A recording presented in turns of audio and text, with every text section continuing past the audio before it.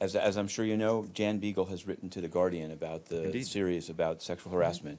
And among other things, she said unequivocally that UN staff are free to speak to the media, which, if true, is a great thing.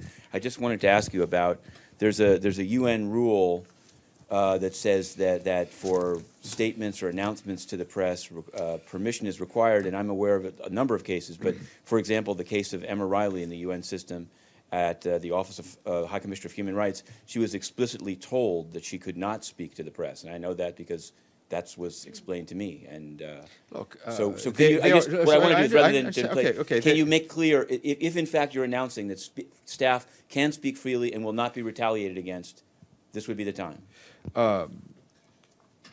There are media guidelines in which staff members are told they can speak to the press in their areas of responsibility. Obviously, I think it's clear that they should do it in concert with their supervisors. There needs to be some coherence. She didn't say that you have to. I understand as whistleblowers, there's all kinds of rules of what you have to exhaust your ability inside the system before you speak. But that's not what Jan Beagle told The Guardian. She said staff aren't prohibited at all. And I want to read you something that Emma Reilly, this was quoted to her.